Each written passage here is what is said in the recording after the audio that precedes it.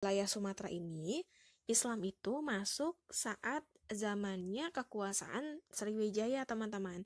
Tepatnya di abad 7 Masehi. Nah, pada saat itu, ketika Islam datang nih, pada saat itu Sriwijaya itu lagi mengalami kemunduran, teman-teman. Tepatnya kemundurannya itu ada di abad 11 Masehi. Dan akhirnya perkembangan Islam ini bisa maju dengan pesat ketika datang dan Sriwijaya kebetulan pada saat itu sedang mengalami kemunduran, teman-teman. Nah, ini adalah potret sebelah kanannya adalah kerajaan Sriwijaya. Dan akhirnya hingga abad ke-18, ini hampir seluruh wilayah di pantai Sumatera menerima pengaruh Islam termasuk daerah pedalamannya, misalnya seperti Batak, Mentawai, dan sebagian dari Bengkulu. Karena sebagian dari Bengkulu lain ini belum menerima ajaran Islam, tapi sebagiannya lagi ini sudah menerima ajaran Islam. Kemudian dari Pulau Sumatera, kita langsung berangkat ke Pulau Jawa. Nah, Pulau Jawa ini persebaran Islamnya ini luas banget nih, teman-teman.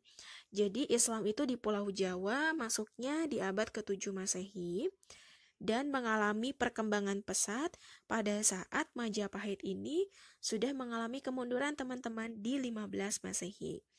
Nah, kemudian hingga 18 Masehi, seluruh wilayah Jawa ini menerima pengaruh Islam.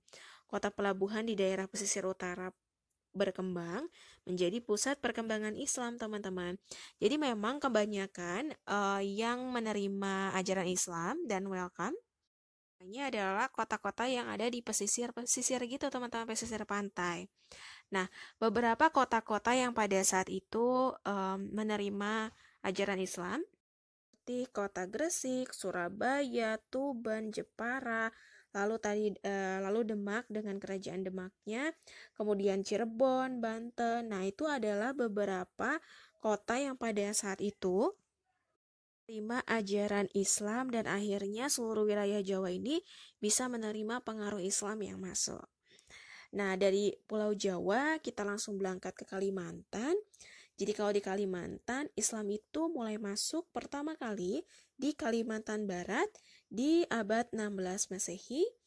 Dan dibawanya nih teman-teman pada saat itu oleh pedagang muslim di wilayah Sumatera.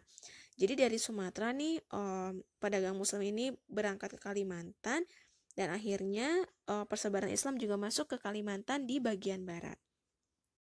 Nah, lalu dari wilayah Sumatera tersebut berangkat ke Demak, Demak Selatan, lalu di Makassar di bagian timur, kemudian daerah sepanjang Pulau Kalimantan juga menerima pengaruh Islam.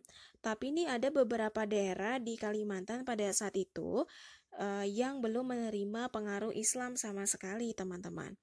Nah, ini adalah di sebelah kanan adalah potret dari salah satu masjid yang merupakan peninggalan dari persebaran Islam di Kalimantan. Nah, itu dia teman-teman. Jadi kebanyakan ini masuk memang awalnya di daerah-daerah atau di kota-kota yang berada di pesisir pantai.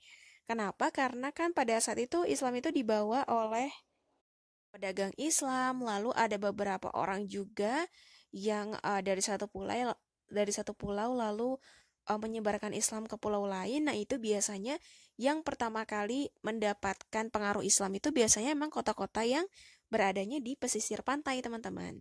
Dan Islam ini mulai diterima di masyarakat ketika zaman kerajaan-kerajaan Hindu-Buddha seperti Majapahit kayak gitu sudah runtuh, teman-teman. Nah, baru orang-orang ini bisa menerima ajaran Islam.